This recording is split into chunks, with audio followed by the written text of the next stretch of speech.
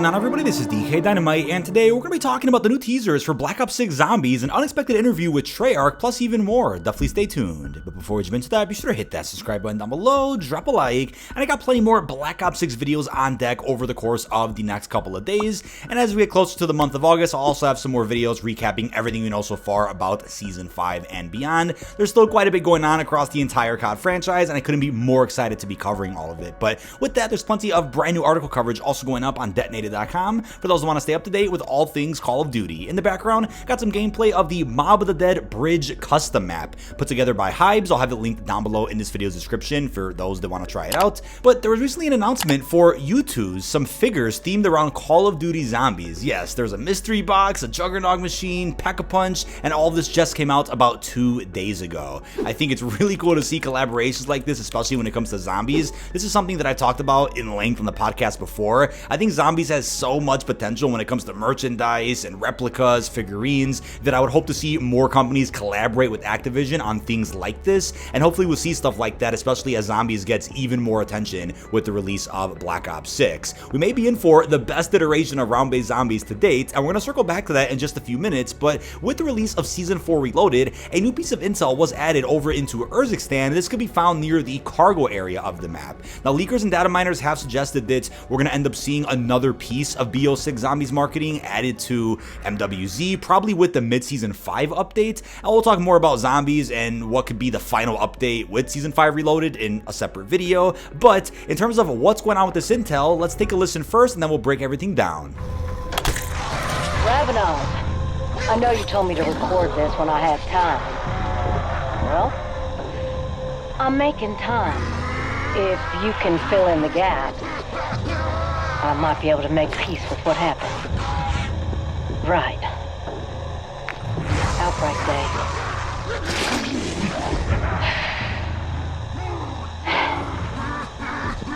First thing I did that day was wake up and go to school. It was 91, so I must have been in That kindergarten. March transport is loaded with Terminus weapons. Take it. Get it to Exfil. Sometime after recess, it was in fall. When everyone filed out onto the playground, we found our parents waiting for us. I was so excited to see Mom and Dad. My cargo vehicle's stashed in there. You can't get it open. I thought they planned something special, like we're going to go to the bowling alley or something. Before I knew what was happening, Mom grabbed me by the wrist and ran. I had no idea where we were going. Now that I think about it, she probably didn't either. Dad had his hunting rifle with him. He was just ahead of us, but I kept losing sight of him because he was always ducking around corners. Mom put her hand wrapped around my wrist, telling me to pick up my feet or I get left behind. Our little town must have been in chaos, but I didn't notice any of that. All I could do was focus on staying alive. I tried to keep up. I really did. But my legs were too short and we were running so fast. I cried, begging Mom to slow down. Merc's called in a helo. Watch out, mate. Kept her eyes straight ahead, saying over and over, pick up your feet, baby girl, or you're gonna get left behind. I tried to get him to tell her to stop, but he bolted down the alleyway by Ollie's Comics. That's when I heard a loud crash, something growled, Dad started screaming. And then Mom just kept running. I think that's enough for today. So the first thing I'll say is that I'm really curious if we're going to see intel at some point before the end of this game's life cycle that also talks a bit more about Terminus. Maybe they're just going to be teasing Liberty Falls with these radios, but I think it's awesome to hear more about the specific points of interest that we're going to end up seeing in Liberty Falls. So we heard about the bowling alley, Ollie's comic store. I think it's really cool to hear about the personality this map is about to have. As we talked about in a previous video not too long ago here on the channel, it was confirmed by Treyarch at the Direct and when I was at the studio a few weeks ago that they really want to make sure the map is like like a living embodiment of 90s America. You're gonna have really cool points of interest and lots of secrets to discover in a map that takes place during the day. It'll look distinctly different from Terminus, which is the only map that footage was released of during the recent Xbox showcase. Now, I know other hardcore Zombies fans and creators have pointed out that it's been quite a while, I want to say since probably Shadows of Evil, when we had some real personalized points of interest within a round-based map. Now, I will say Forsaken came pretty close, because obviously with the compass you can see what POI you're actually at while playing, so there were some pretty cool POIs in Forsaken, but in terms of a 4-year developed Black Ops game and what's about to be a crazy Zombies experience, I think they're about to go all out with really making sure the environment is as unique as possible. That's what I brought up in a recent video as well. I'm like, you know what, the issue with me, at least with some of the recent zombie iterations, isn't so much the reused assets or the reused environments or even the direction they've gone narratively. It's more so the atmosphere that I think deserves to be a lot richer for Call of Duty Zombies, and I think that just comes along with how much time Treyarch has to make a Zombies game that could allow for a crazy environment, something along the lines of what we saw in the round-based iterations for Black Ops 3. But what's honestly really interesting, and something that nobody out there really expected, was that an interview actually took place between Xbox and Treyarch. Kevin Drew himself sat down and talked about Black Ops 6 Zombies and just COD Zombies altogether. So I already went ahead and watched the interview in full, so that in case you guys don't have time to watch it, you can listen to my recap here in this video and you won't miss out on anything. So first off, let's point out some of the crazy cool points he mentioned about BO6. He did say that they are aiming for this to be the best iteration of round-based zombies to date. Kevin's been waiting years to say that round-based is returning in its full glory with this new Black Ops game. He's excited about how omnidirectional movement really changes up how zombies works, feels, and will be for the entire zombies community, since it's the first COD and first zombies to offer movement like this. But I think what was cool to hear is that there were some ideas they had for Cold War Zombies that they didn't have enough time to implement, and obviously there were other restrictions because of the pandemic. They were working remote, so I'm sure development was very different from Cold War compared to what it has been for Black Ops 6, but it's kind of implied that a set crew not being in Cold War was connected to the issues they had during COVID and the fact they were working remote, the fact they probably had less time to make that game altogether. It's implied that because of all those problems and restrictions, a set crew couldn't have been in Cold War, but is now in Black Ops 6, and they expressed their excitement with having a set crew back, because you'll hear characters interacting with each other while traversing through a map, completing quests,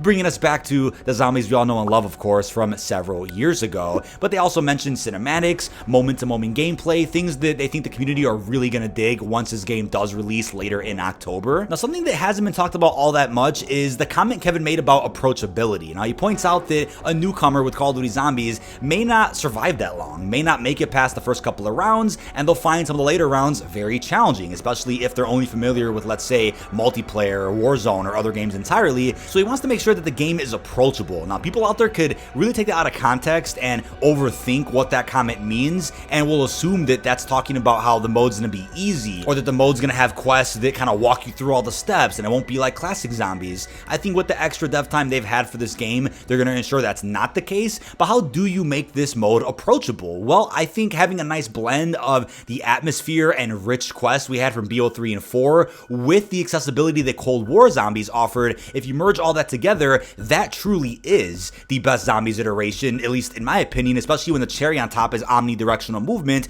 But what if he was referring to the idea of having a difficulty-like mode within Black Ops 6 Zombies? What if you have a very casual, friendly, and limited version of your round-based maps that newcomers can jump into, and obviously quests won't be enabled in that version of the map, and then you have the regular version of the map, which is more on par with classic Zombies iterations. I'm not saying to bring in the whole casual and hardcore Easter egg hybrid that we saw back during World War II Zombies, but something along the lines of having difficulty options that I think Black Ops 4 already explored a little bit. That wasn't exactly something that I feel like the community was too invested in during that game cycle, but to try something like that again on a bit of a different scale could be a net positive for the entire Zombies community. Now, Kevin also mentions Gobblegums amongst other classic things that will be returning, so I want to get your thoughts down below in the comment section. What other classic features do you think are going to return from other Zombies iterations within Black Ops 6? Gobblegums is a big one, and they haven't talked really at all about how Gobblegums are going to work.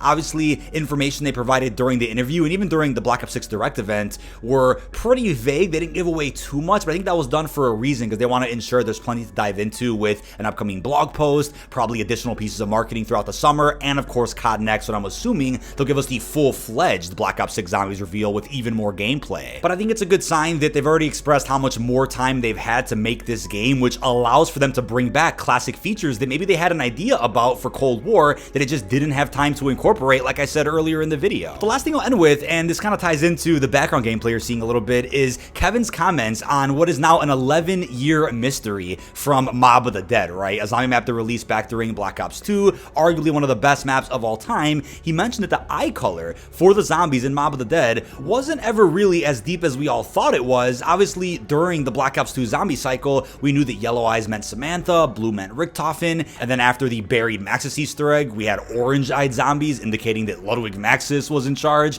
but we never really got an idea as to why the zombies' eyes were red. I know there was theories and other pieces of intel over the years that suggested that, oh, it was Dr. Monty or the devil, and there was a lot of different discussion going around the forums and the Reddit about why the zombies' eye color were red back during Mob of the Dead. He mentioned that it never really meant much, and a producer just thought it would be cool. But obviously, as we've seen with not just Call of Duty Zombies, but several stories out there across different franchises, sometimes the writers or producers just try something and then it later is given more meaning, and then that kind of just sticks forever. Kind of similar to Ted from Black Ops 2 Transit. Ted was never his name, but the community kind of came together and called him Ted, and that just stuck for several years up until this day. But that is about it. This has been dkdynamite. Leave our thoughts down below in the comment section. What are your thoughts on the new teasers we got for Black Ops 6 Zombies? How are you feeling about that Treyarch Xbox interview, plus everything else we discussed, especially about the Mob of the Dead zombie eye color? Really hope you've enjoyed, and peace out, everybody.